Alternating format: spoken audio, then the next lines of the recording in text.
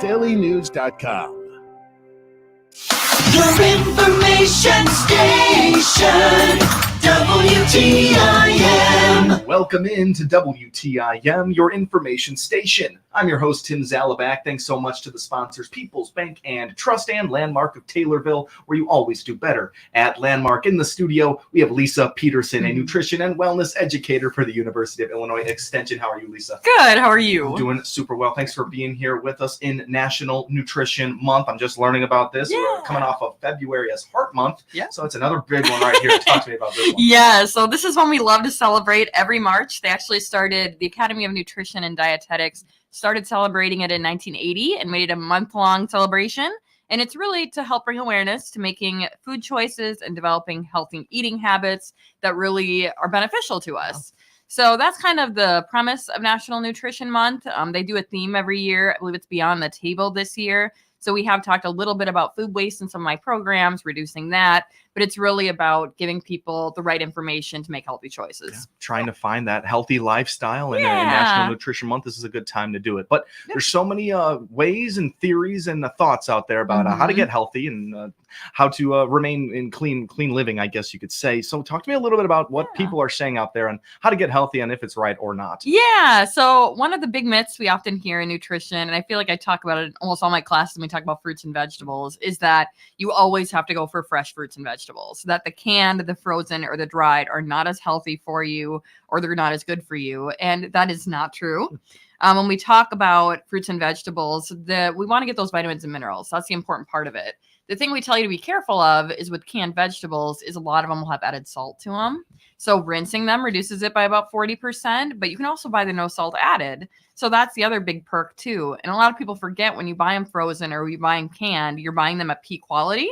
So they may actually be healthier for you than actually buying them fresh, because fresh might have been sitting out longer. So that's kind of one of the things too. So when people tell me it's expensive to eat healthy, those fruits and vegetables, you don't have to eat them fresh, where they might be more expensive. The frozen strawberries are just as nutritious as the fresh. Just watch out for that added sugar and added salt. Wow. I mean, and what you're saying is making things easier on people out there. Getting a canned thing of green beans is easier than keeping fresh green beans in your fridge for so long. And those canned foods, I mean, that's non-perishable, right? Yeah, exactly. And the canned stuff, again, our main concern there is quality over time. As long as it's not dented near the seam or bulging, those cans are safe indefinitely. So again, those Best By sell by dates, that is not a sign of safety. So people who throw things out past those dates just means the quality might be a little bit less. That's not a safety issue. The only time it's a safety issue is for things like baby formula.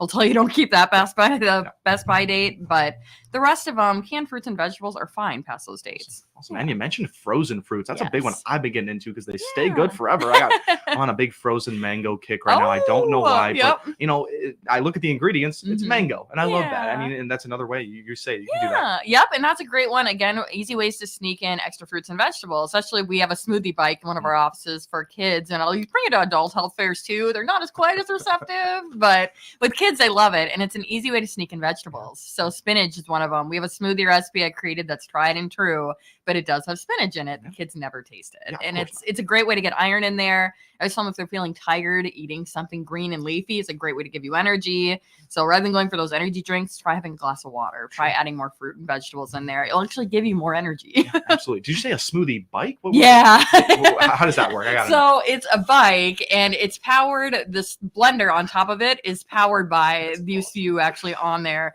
We had a couple tricks with it. There's a few times where we had to get a couple people to get it to go. So we've learned what to put on the bottom. So the frozen fruit has to be a little melted. Sure, okay. Or a little thawed, because we had some, the first time we used it, we had the kids trying to get on it and trying to move it, and it wasn't going anywhere. But we got this figured out now. So bike-powered blender. I've never heard of that. It's great. That's really awesome. We're talking National Nutrition Month right now with Lisa Peterson, nutrition and wellness educator for the University of Illinois Extension. Busted one myth right there. What else you got for us? Yeah, so kind of keeping in that fruit and vegetable realm here is that juicing all your fruits and veggies are the best way to consume them. And we're still seeing people who go on these juice cleanses and things like that. Again, that's a great way to get vitamins and antioxidants, but what you're losing when you juice is all the fiber. And that's one of our big perks of eating fruits and vegetables, that fiber. That fiber is typically extracted and thrown out when you juice something.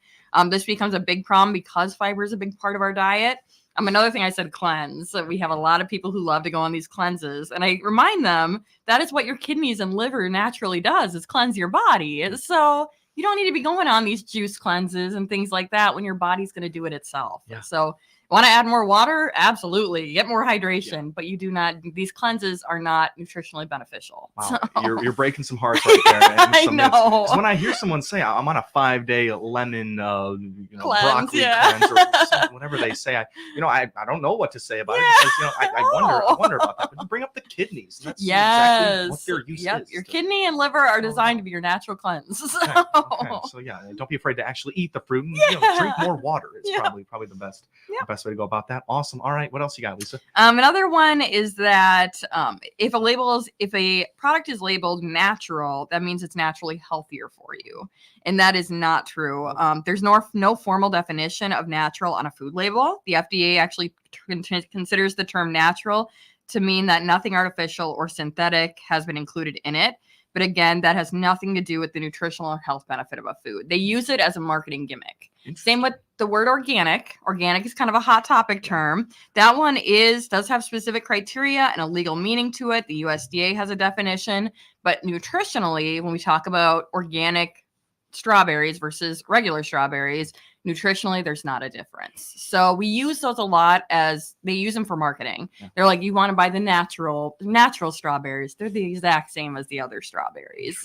So again, we say organic has to do with the farming practice that it's made. So if you're more worried about the environmental side, sure, organic would be the way. But if you're trying to eat nutritionally healthier, you're not going to be worried about the terms organic or natural with those. I was going to bring up organic because we've talked about that before. And it seems like a marketing ploy, as you're saying right here. But I want to talk about natural because you say if they put natural on it, that means whatever the food is, there are no additives and no extras. But it has to be that way, right? Yeah, right. So that still means that there's no more nutritional value to that than the strawberries that don't have the natural. Right. But they might have pesticides or something. Right. So natural, again, there's no specific definition by the FDA by it, other than they telling us that there's no artificial or synthetic included in them. When we talk about the FDA does not consider whether the term natural should be determined any nutritional or other health benefits to it. Yeah. So that's directly from the Food and Drug Administration. So they're not the ones. Again, natural is used. They're like, come buy natural oranges. They're in the same place as the other oranges that are, again, considered natural, technically. That's worked very well for them, though. Yes. You see organic and you see people like go out of their way to buy organic. I have a feeling they're not doing it for the reasons that you're. Yeah, and that's the research still shows. We've looked at it over and over the years, and there's no nutritional benefit of going organic rather than doing the stuff that's not organic. It's more, again, it has to do with the environmental side of things. They do have to follow certain practices. But if we're talking about nutrition, that's not really a focus there. Okay. So. Yeah. Do not bite on the marketing schemes right there. Okay. We're learning a whole lot of things with Lisa Peterson right now. We got some more. We got any more myths here? Sure. This is one. I'm actually going to do a class here in late March all about sugar substitutes and all talking about sugar. But we're going to be doing that in our Montgomery County office. But one of the myths is honey and maple syrup are better for you than sugar. Hey. And yes, honey and maple syrup do contain some antioxidants that sugar does not have, but it is still added sugar. Right. So honey and maple syrup are natural forms of sugar. But yes, it is still sugar. So these can still cause your blood glucose levels to rise. It could lead to weight gain, dental cavities.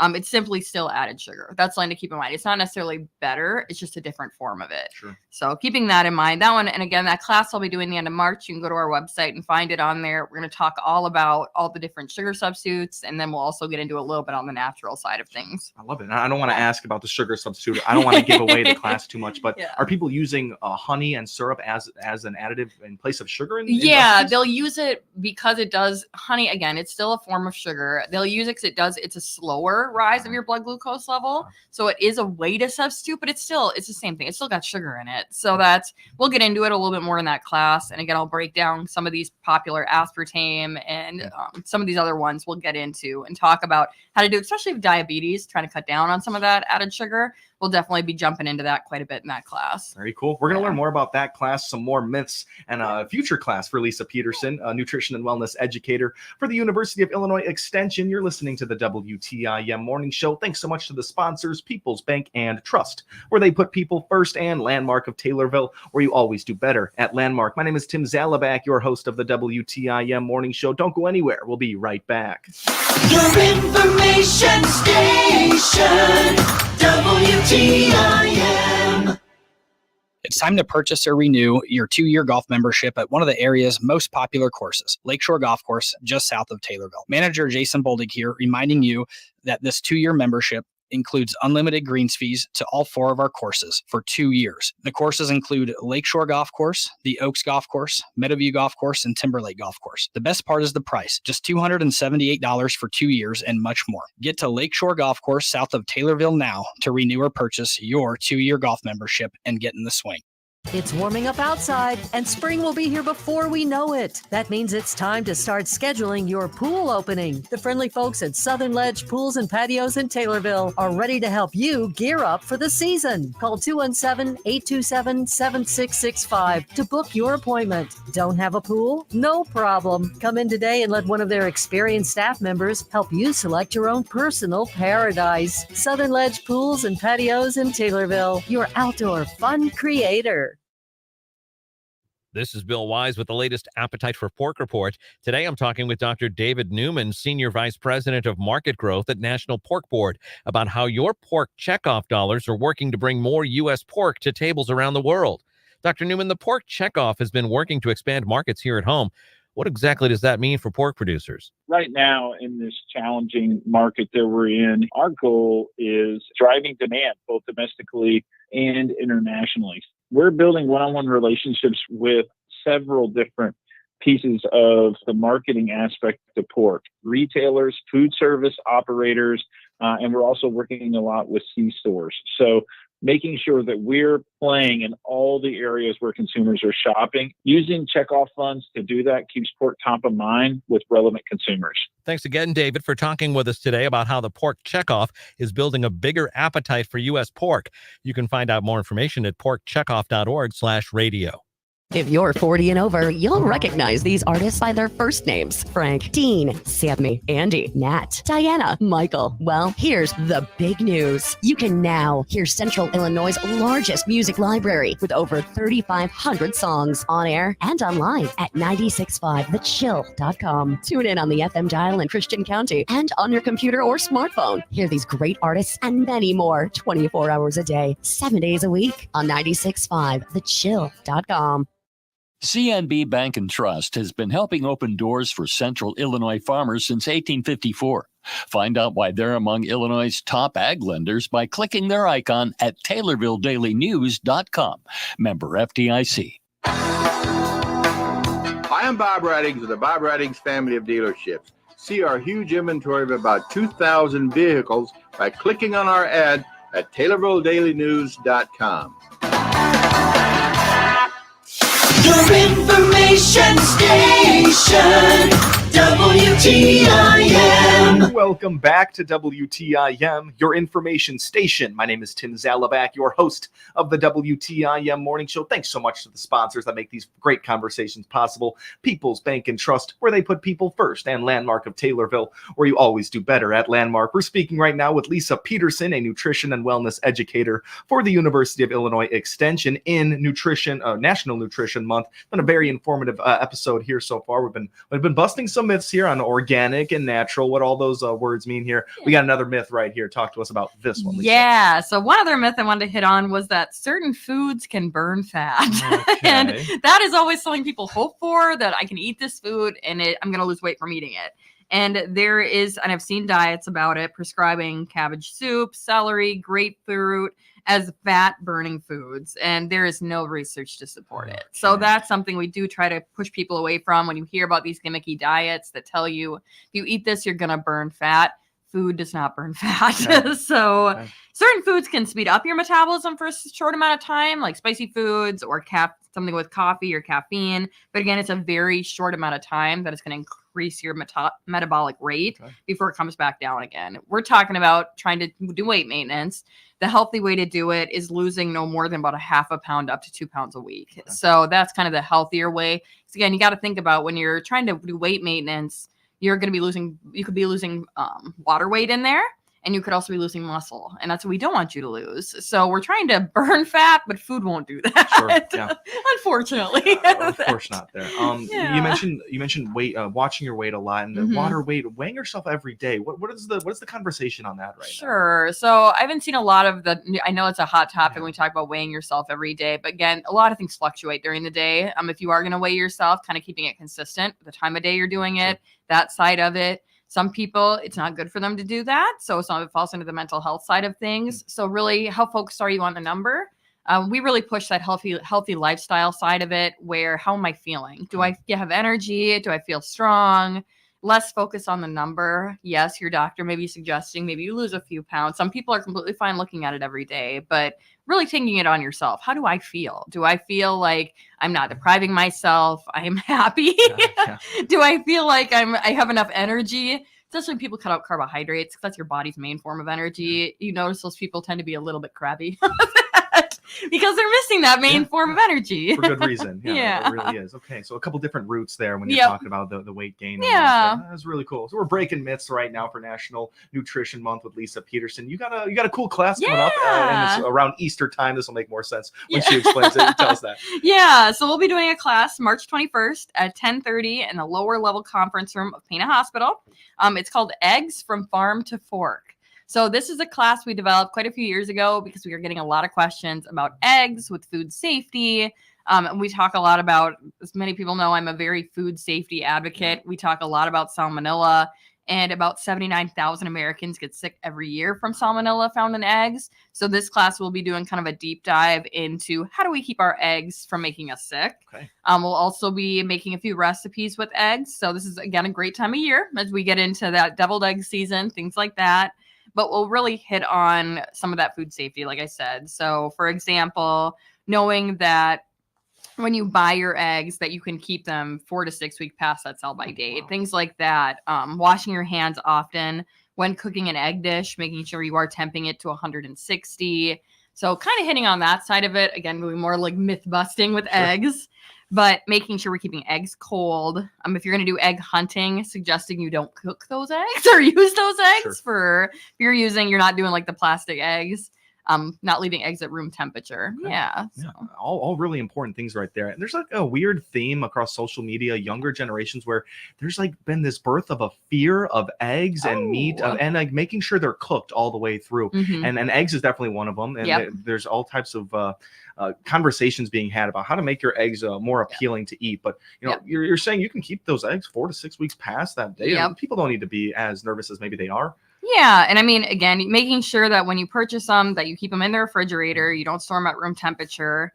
But that side's important. And you've talked about not cooking them all the way through. The USDA does recommend no runny yolks, which I know, I will say it, I love a runny yolk. I like a sunny side up egg. But just know every time you make those, you could be taking a risk for salmonella, because a fully cooked egg is that white is completely cooked, no runniness, and that yolk is solid. So that is considered a fully cooked egg. Scrambled eggs, there's no liquid in there. Right. But again, that's where a thermometer could be used, which you couldn't do in a sunny side up egg. Not at all. You're using the thermometer on a liquid, right? Yeah. Just be weird. Okay, that is really awesome. So we're talking right now about the egg class. What do you call it? The egg class in Pana. What do you call it? Eggs from Farm to Fork. Eggs from Farm to Fork. Always a good title with those. So one more time with the date and the times for that. Yep. So that'll be March 21st, and it'll be at 10:30 in the lower level conference room of Pana Hospital. To register, it's always free. But you call the Live Well Fitness, which is their fitness center connected to the hospital, and that's 217-563-6230. We are going to do some cooking. Usually I do in a lot of my classes I do over there. We might make like a huevos rancheros. I've got a couple twists on deviled eggs, kind of finding new ways to cook with those. But yeah, it's going to be a very egg-focused class. Love it. That's going to be a very informative one there. Thank you so much, Lisa, for being here with us. We're in our final minute, but any last words for National Nutrition Month? Yeah, so again, keeping yourself informed on what's going on with nutrition. If you ever have questions or you're like, I heard this on the news, is that true? Call our office. We're here to provide research-based information. So we'll hopefully be able to correct you or give you resources. We're happy to help. Anything with chronic disease, diabetes, heart disease, call our office. I can give you some nutrition side of it or recipe sides as well. Love it. Always there to help. Lisa, thank you so much again for coming in Yeah, today. thank you. Absolutely. That was Lisa Peterson, nutrition and wellness educator for the University of Illinois Extension. We were talking to her today about National Nutrition Month. We busted some myths. Thanks so much to the sponsors that make these conversations possible. People's Bank and Trust, where they put people first, and Landmark of Taylorville, where you always do better at Landmark. My name is Tim Zalabak, your host of the WTIM Morning Show. Thank you all for listening. Your information station, WTIM. Electric utility Xcel Energy says its facilities appear to have played a role in igniting a massive Texas Panhandle wildfire that grew into the largest such blaze in state history. Posting on Truth Social, former President Trump